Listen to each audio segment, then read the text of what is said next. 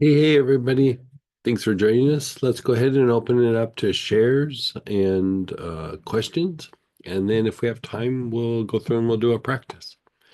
So, And again, share some questions regarding the resonance class. yeah.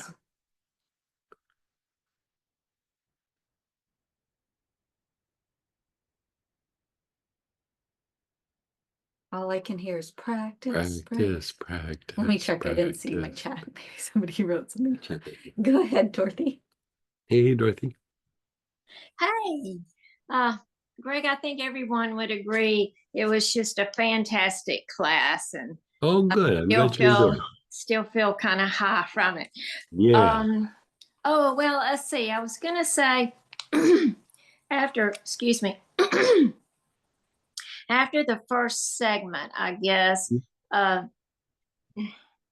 I felt kind of a subtle shift. I can't quite put words on it, but as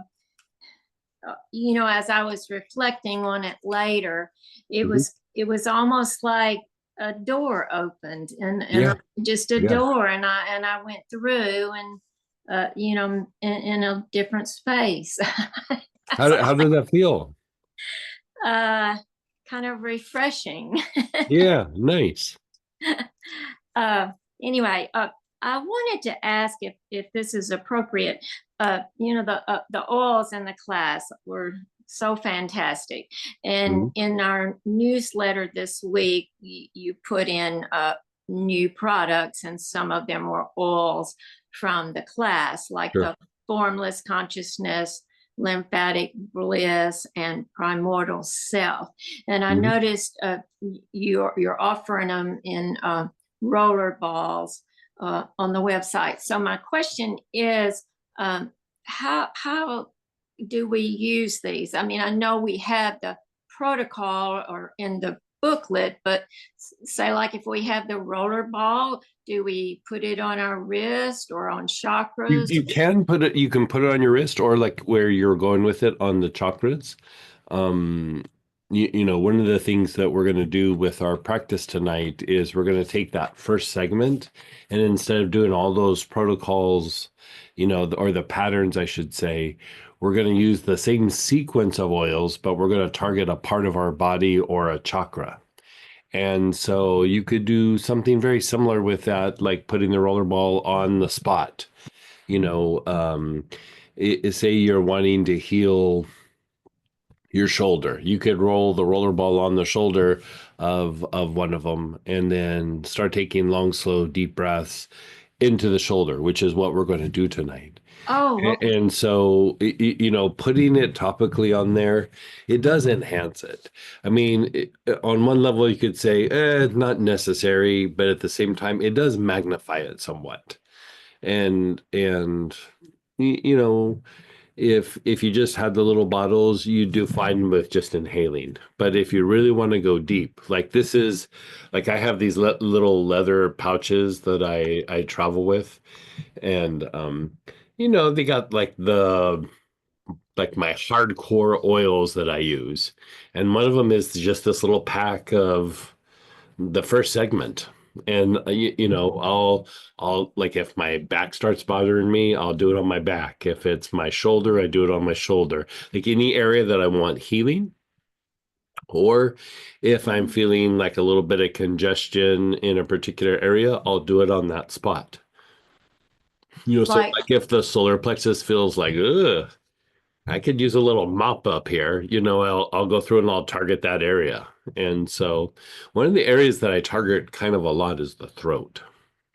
oh, okay. And Yeah. and say like solar plexus, for instance, that affects, say, the liver and the gallbladder and things like that. It affects things, yeah, So, it affects things physically, but it also affects like the psychological components as well. oh yeah, okay. Yeah. Okay, and so I know you listed many wonderful properties of each of these, say these three I'm looking at. Mhm. So, well, I guess, are you saying just any or all of these three use the same way that you just described on the spot, on the body? You could. I would, Slight differences. the way that I use like that approach is like more with the first segment. The oils in the first segment. Yeah, the oils Okay. in the first segment. Okay. The thing that I do with like the formless consciousness is I don't put it directly on the body. I put it on my wrist sometimes. But if I'm wanting to work it, I actually do that in a salt bath. Like I just get in the salt bath, put that on, and then crawl to bed. Like it's just ugh. So that one I'd say instead of a roller ball, I'd probably get a 5 mil if you're gonna work that one. Um, that is a pretty fancy little blend there. If you think about what it does, it just pulls us. It diminishes like weird defenses that we don't even know are there until they're gone. And it's more than just like fight flight. There's these inner areas where we're just like kind of rigid about something. And, I'd like to say that they're because of traumas or they're because of this, but I don't think they're always because of that. They're we have these like kind of really primal fears or primal resistances to touching other parts of ourself that it's like kind of what you were talking about, like a door opened and you walk through it and you had like this kind of pleasant experience. It's not even that it's like scary parts of ourself, it's just parts that we don't know.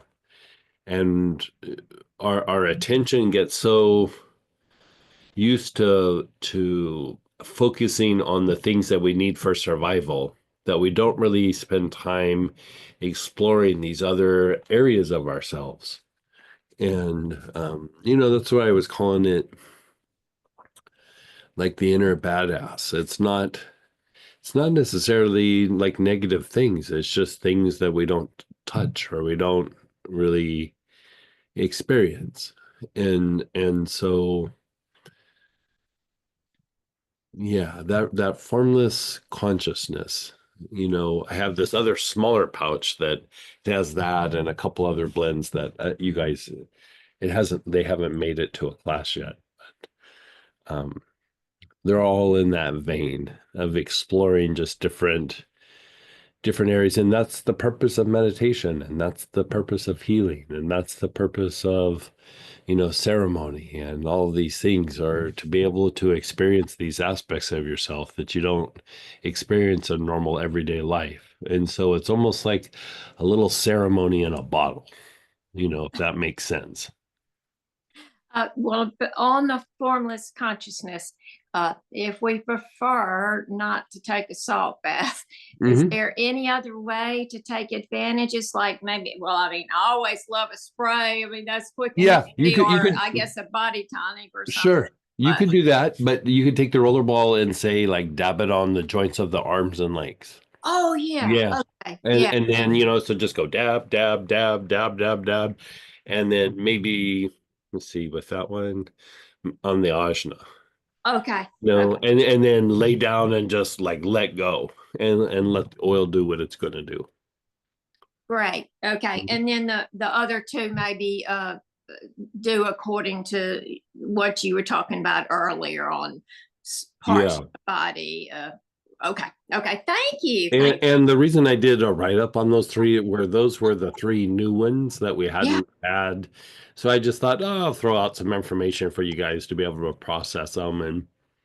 And, some of the other ones, we might not recognize them, but they were from other classes, from like the inner sense was from the Ming Men class. The chakra, so there was like some moldies in there that got brought back in, and it's what I kind of like doing with the mashups is like we've done so many classes to be able to pull from these other classes and then kind of pull them together and do them in a setting. Like, what are we doing next weekend? It's the Foundation for Mystical Healing and the mystical chakras together. Yeah, And, exactly. you know, we're going to start experimenting with different classes and mashing it up. And like, there's a good example where those two go hand in hand with each other. But, you know, we haven't really spent the time examining that. So we're going to be doing a lot of that this year. Great. Thank you so much. You're so welcome. And then go ahead, Priya. Hey, Priya. So thank you so much for suggesting formless consciousness yesterday. Yes. Uh, Wasn't it a game changer? It was really good. Yeah. I did last night and I did it this morning just before joining the session today. Good. And some of the defenses are so big, so high, so Yeah. many. Yeah. They're so strong Yeah. that being aware of it is also painful. Yeah. But Um, you know, I agree with you. Like sometimes some of the things that those defenses can be a little bit overwhelming, but you know, just like how you feel good and then eventually it floats away and you feel kind of crappy again, or you feel like peace, and then you interact with a friend or family and they, you know, spin you out a little bit. Everything's transient. You know what I mean? Nothing lasts forever. And even those situations those defenses that we perceive, even they're transient, you know, and the more we put our attention on them, the more transient they become. That scares me actually because I feel like energy follows thought. So my fear becomes that if I'm thinking about these things so much, oh my God, this is gonna manifest in my life Yeah, even more. yeah, I get it. But you know, a lot of times, when you're on top of something, it wants to survive too. You know what I mean? And you put your awareness on something like some defense or some old thought or some pattern or something, and you start working it kind of like will stir up some fears, and it will stir up things, you know, because it also will try to guide you to like, don't do this, go away, something bad's going to happen, like you need to let this go, like you know, that's when you know you're on top of something good, because it's trying to distract you. I actually understand a little bit what you're saying because if Yeah. energy follows thought, if I was sitting and literally just thinking those things, then maybe it Uh, would go towards manifestation. But because I have this oil and I'm inhaling and I'm working uh-huh. through those thoughts, then obviously there is movement going on. Yeah. So, and that movement is definitely in the direction of releasing it from the system. So that kind of, Right. oh my God, this conversation eases my mind so much. Yeah. Yeah. You know, And because like the idea of like things being transient, like I'm just gonna say it for myself. My experience at first, I was like, that kind of sucks. Like, you know, I have these good experiences and they're transient, they go away and da da da da. But then when you start to face like some difficulty or some pattern or like a defense or something like that, that idea of that everything's transient brings a lot of peace. You know, like it might not be on my timeline, but this is going to break down and go away just like everything else. thank you so much for Yeah. everything. And since yesterday, since doing this, I Mhm. feel like I'm a fraction bit more present also. Yeah, Like good. because there was so much going on in my head that even now, during the conversations, I catch myself that I'm not listening that much, but I'm just thinking, thinking, thinking, thinking, thinking. But Yeah. that has changed. Yeah. there is gap between. Yeah, you're turning on more of the observer, because like if you were to go inside the mind of like the average person, they don't really listen. They just wait for pauses for them to be able to say something else. You know what I mean? And so it takes a little bit to train the mind or organize the mind to be an observation. And once you do, it becomes a game changer. It really is a game changer. Like it allows for intuitive processes to really kick in and do what you're wired to do. You don't have to figure something out or, you know, so many times we spend time like, trying to gain a piece of information or what should I do and really all we're doing is we're doing something through indirect perception or indirect experience. And we're really like we're trying to impersonate something. And the path to being able to be genuine with something, the first step is observation. Like if you don't have observation, whatever it is an impersonation. It's just bottom line. It's an impersonation. And so, even healing, you know, we do things sometimes where we impersonate what we think healing should look like. I go back to the psychologist that I used to work with, and I get ready to do healing on them. I was like, anything you need to work on? And they go, nope, I've gotten everything down. I'm pretty good. I'd start to work on them, and within 2 minutes, they'd be sobbing. And they'd go, I don't understand. I've done all this work. And yes, they've done some mental work, but it's still in the body, it's still in the energy body, and they're managing something. They didn't release something. They didn't engage the process. And so too much intellectual thought in something usually begins to inhibit the healing process.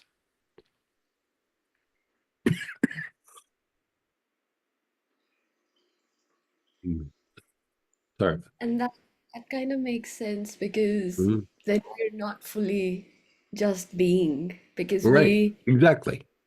because then I'm hoping that the healing is going to give me this, but I don't understand what healing is. Right. Healing could be more than what I'm thinking healing is. You nailed it. Exactly. Yep. Because even the we were talking about this just I think last night. Like lack of awareness, if you really boil it down, what is lack of awareness? Like, like something in ourselves or some situation or in healing or whatever. It's expectation. Like you're expecting a certain action or a certain outcome, and then when the healing or the movement or the spiritual energy comes in, if it's not hitting your expectation, then you're not aware of it. You're not aware of what's happening, and something could be happening, but you keep expecting this certain outcome. And then when it doesn't meet that need, you're like, well, it probably didn't work. When, like you said, so much more happened, but the expectation kept you fixated on what you thought should happen. Yeah. Because even if you look at a phobia, like, a phobia, like I when I go to sleep, this is going to happen, or I can't leave the house. And it's an expectation. That's all it is. I expect this to happen. If I do this, I'm expecting this to happen. I'm expecting this outcome.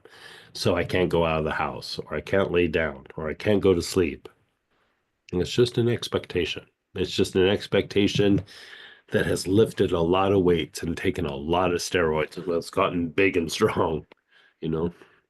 I think for me, the biggest block is my body.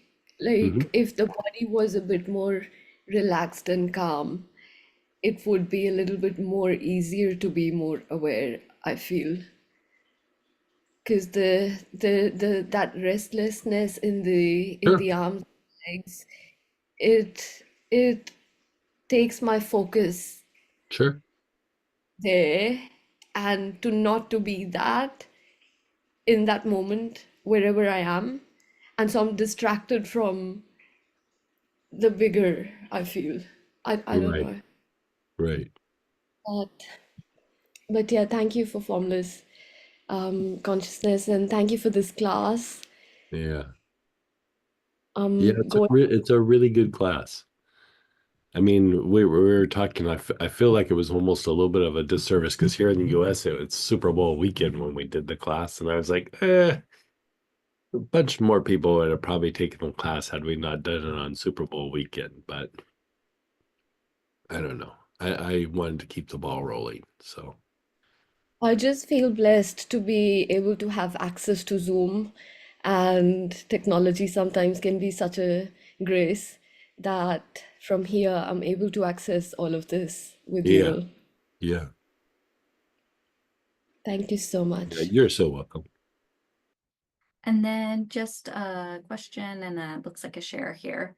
Um, do we need to do the oils in the segments in a specific order? And if the order gets scrambled, what do we do? Meaning from segment to segment or within the segment?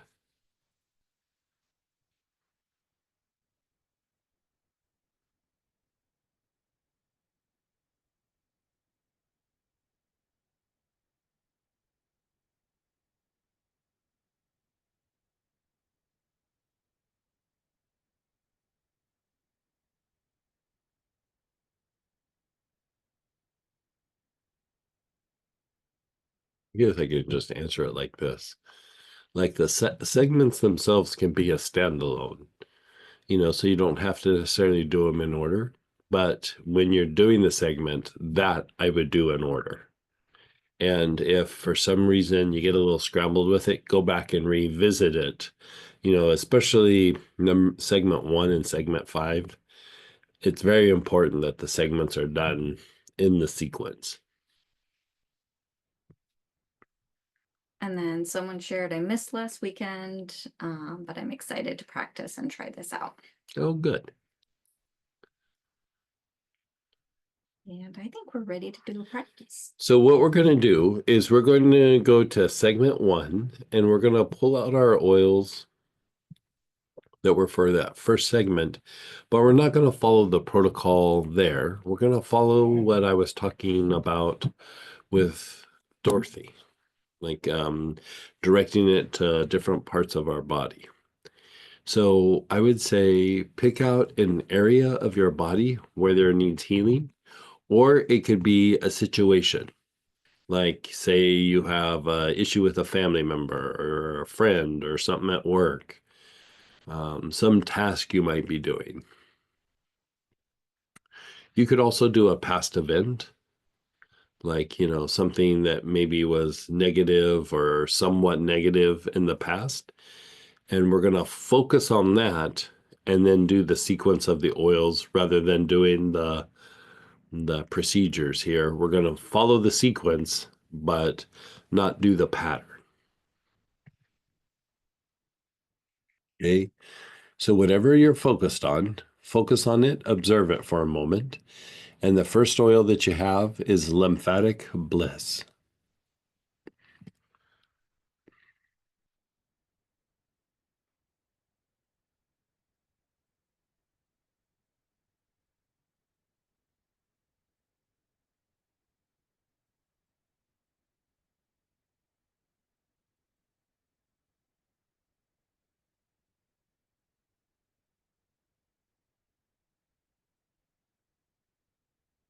Okay, so you have the lymphatic bliss. Stay focused on whatever the issue is, your body, a situation, a person, whatever it is. Keep focused on that situation and take long, slow, deep breaths.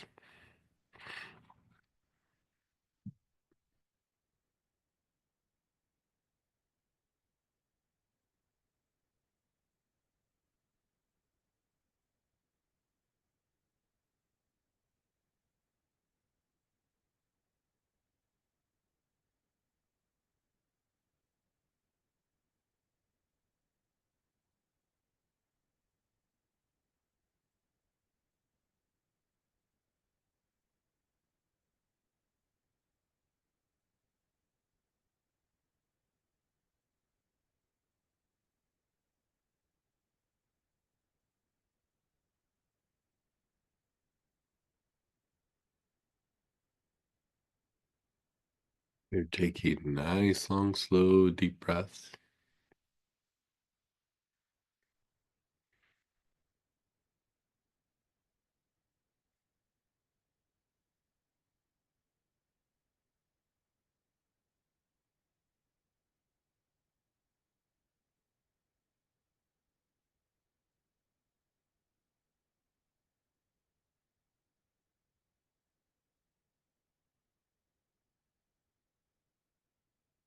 And then just pause and let go. Keep that oil in your hand, but just let go of everything. What do you mean?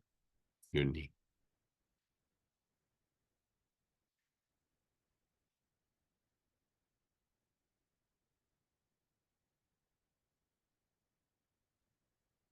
Mhm.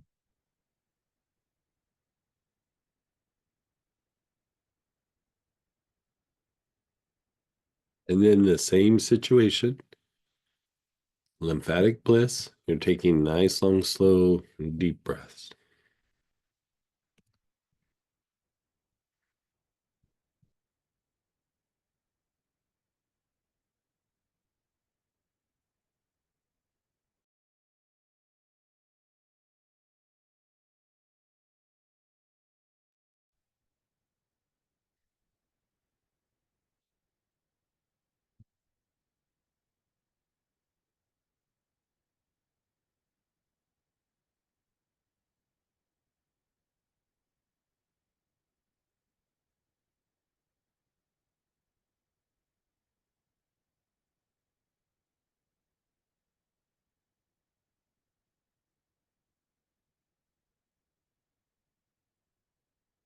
And then just pause and be still.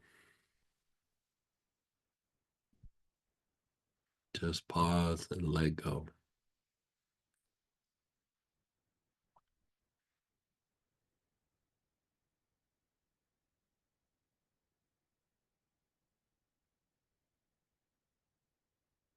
And now let's pull out the Arnica complex and work energy of thought.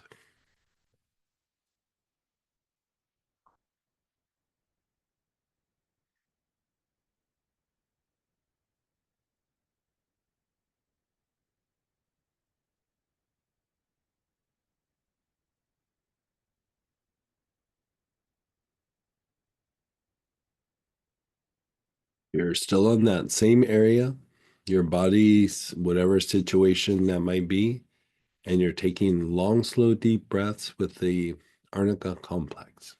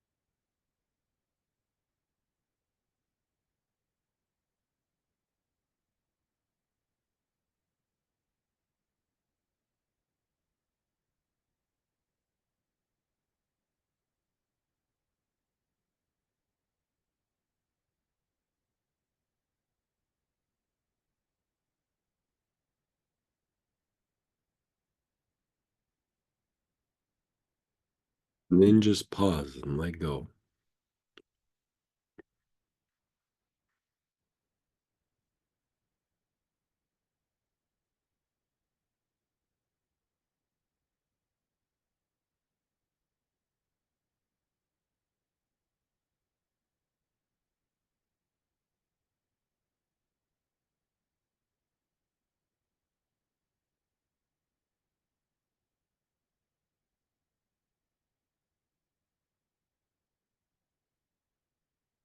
And again, you're inhaling that same oil, the arnica complex. Nice, long, slow, deep breaths.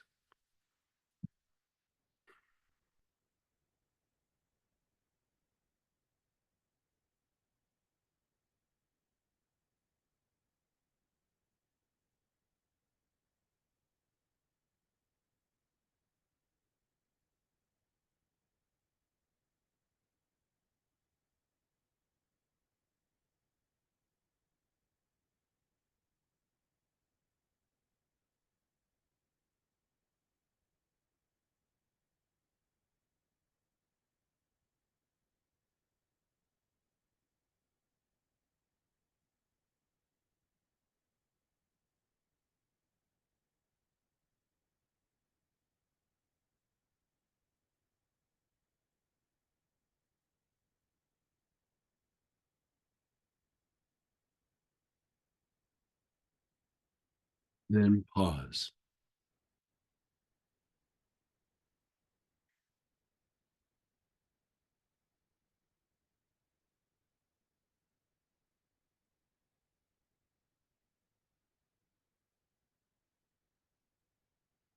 Now pull out your universal healer. Here we're going to tackle thought forms. You have your universal healer. You're observing and focusing on that area of healing. And take nice, long, slow, deep breaths.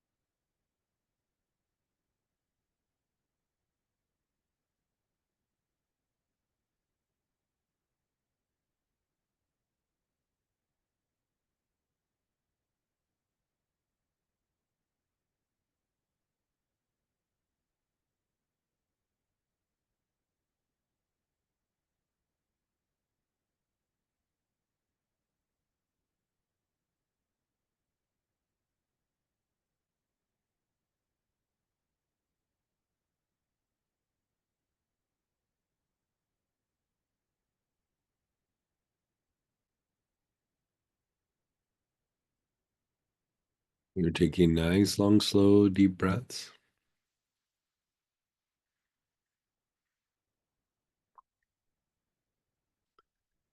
And then just let go.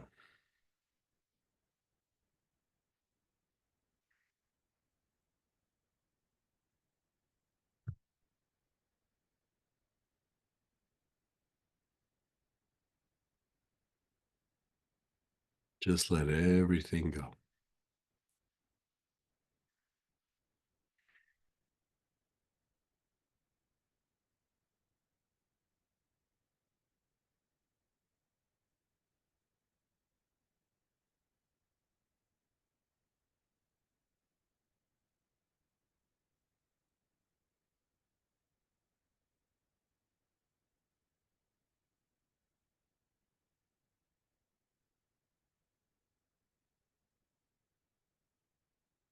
Again, with the universal healer, you're focused in on that area. You're taking nice, long, slow, deep breaths.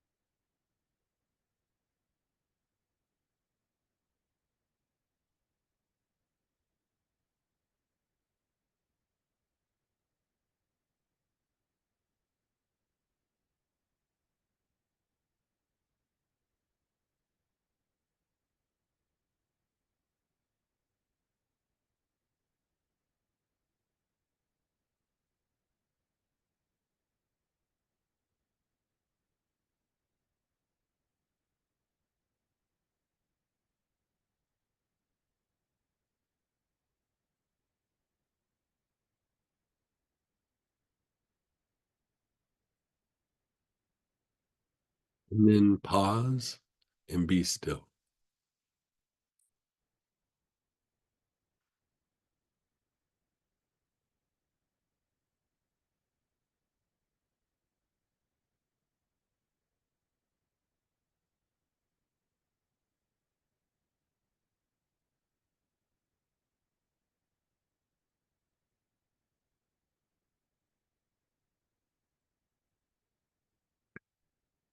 Now we're going to do homeostatic emotion or lower emotion. So we're going to pull out the blend allay.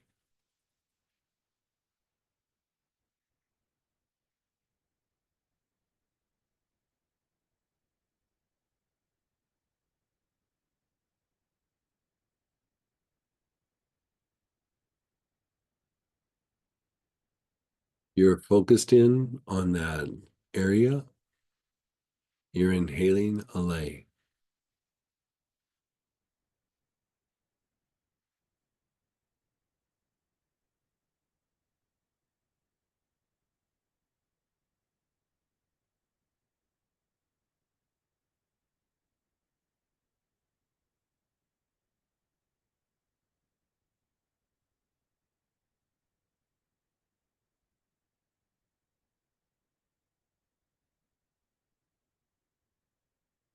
Nice, long, slow, deep breaths.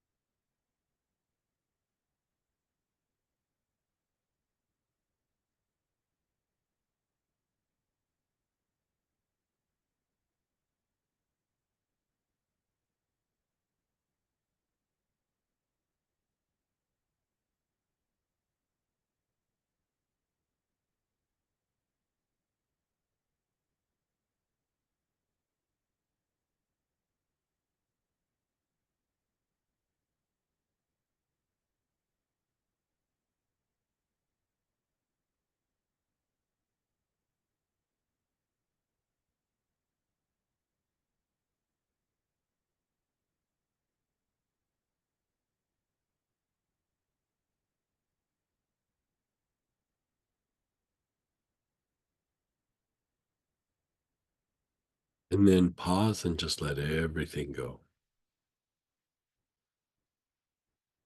How's that feel?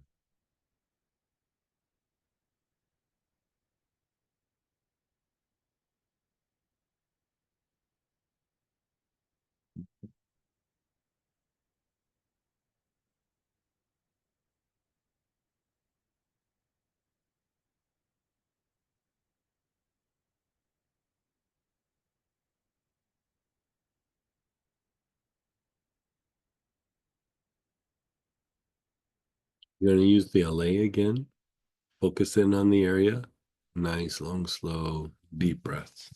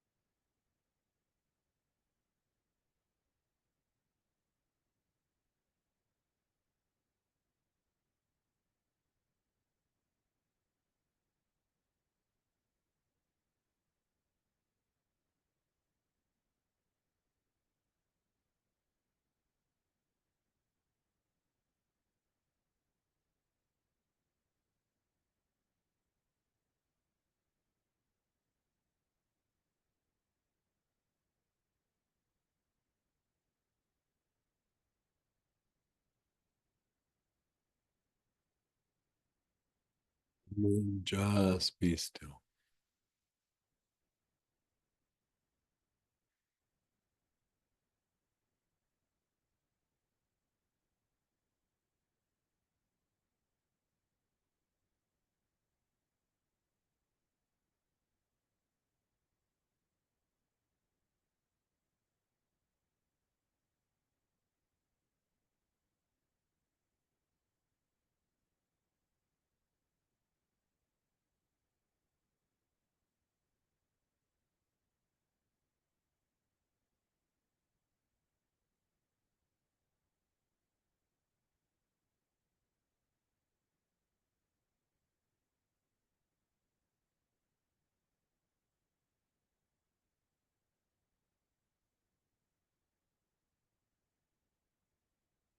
And now you're going to pull out the oil for the vital centers. This is limbic responses.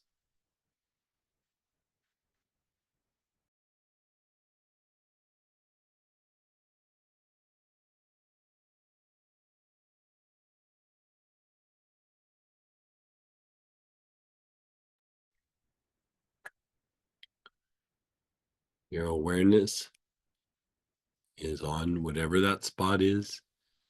You're taking nice, long, slow, deep breaths.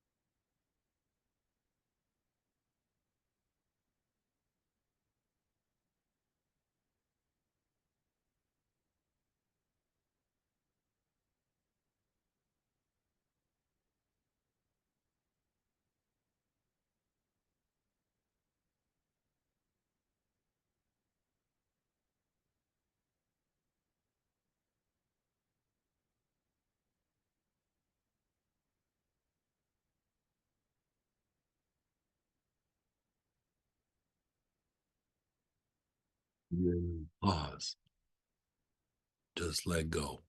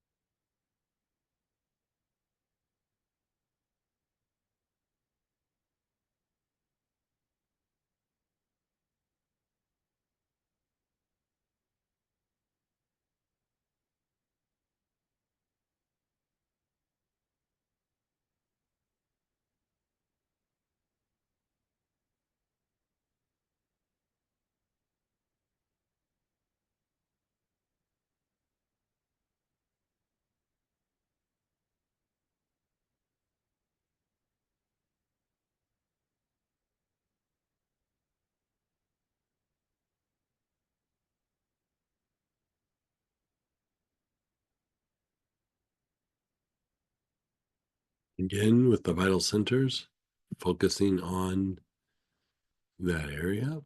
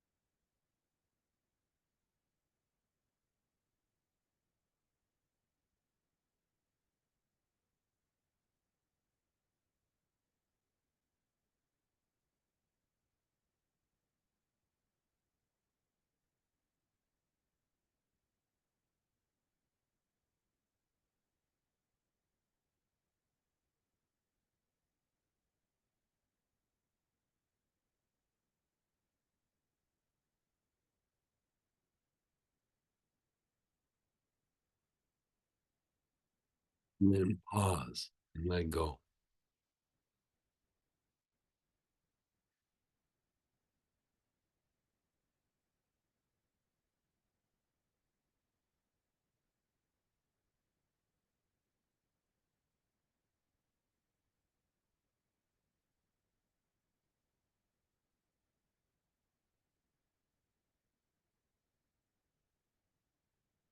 You're going to pull out the universal healer one more time.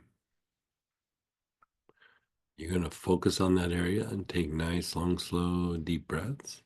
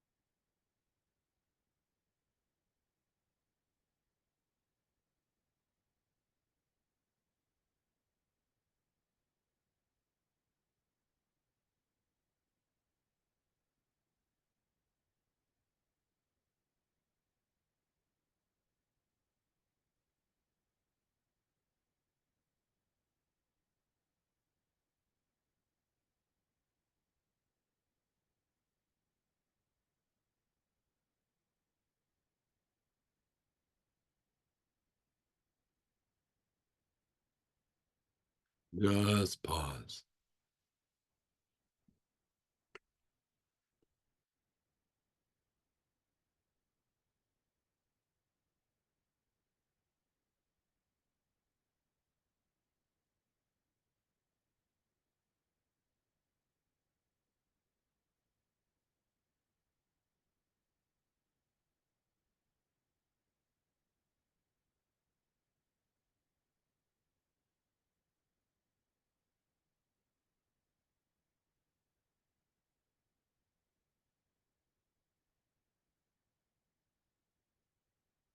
And then one more time. Universal healer, focused on that area. Nice, long, slow, deep breaths.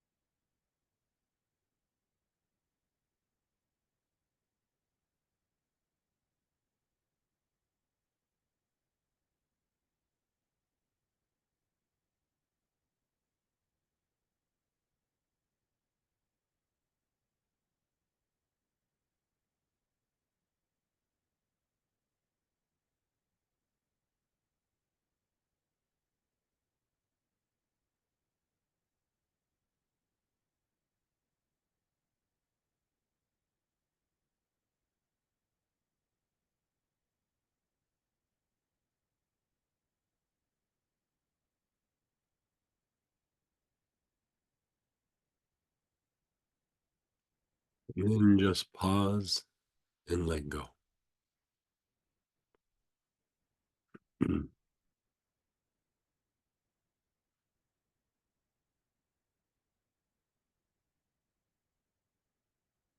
Notice how you feel. So here's the thing. This isn't necessarily like, oh, do this because it's going to manage pain, but, or, whatever. But in areas where we need healing, those are also areas where we get defensive. We put our guard up. We do it very unconsciously. It could be psychological, it could be something physical. It could even be like, oh, my bad knee or my bad shoulder, my bad back. But we go into a defense mode, and it doesn't allow for that area to heal. And so what you've done now is whatever situation you addressed, you've opened up that area for healing and for movement. Defensiveness is reduction of movement, which is reduction of healing. And you would think, like, why would I want to keep my liver from healing, or why would I want my back to not heal? It's just a reaction. We clamp down, we hold it, we try to maintain it, and we won't shift, we won't move. How do you feel? I mean, I'm still super spacey. Yeah. I'm a little tired. Yeah. If you just think of what she said, spacey is expanded. You're in the intuitive mind, and tired, she's like shifting into rest and repair mode. So yeah, you were saying even areas that you weren't addressing, we're starting to relax. And so that's just a byproduct of being in that defense mode. Yeah. We still have a few minutes. If somebody wants to share or ask a question, we do have to do the tantric practice at straight up on the hour, but we have 5 minutes. Go ahead, Priya. Hey. So this was great. I worked my legs, hips to toes, both my legs, and I can feel a shift already. Oh, good. Yeah. So if I was to do this the way you practiced lymphatic bliss for the spine, where we worked the segments, I could do this. I could do this practice on my legs, like feet, and then lower legs, and then upper legs. Uh-huh. Could I do it that way? Yeah, sure. Yeah, you can. I mean, the practice itself does like this general flush, right? The way it's laid out in the class. But you can also go, let's go real specific to an area, because any area that you have, you're going to have defensive aspects there, right? And so be it your body, a situation, like here you're talking about your arms and legs, focus on your arms and legs and then do the sequence. Yeah. So my arms and legs would have the defensive energy, obviously. It's like there's something inside of us that's defensive about whatever it might be. So it's not so much that the arms and legs are defensive, but there's something inside us that goes, let the legs and arms be the way they are. Yeah. Don't shift that. Don't move that. Like we've learned how to manage it. Like that's okay. So it's like a deeper way of, I say healing, but you're breaking out a repetitive pattern. Thank you. You're so welcome. And we have some thank yous in chat, and yeah, I think that was a good practice. Yeah, you I look know, I have like crazy eyes right now. Yeah. Snake eyes. Right.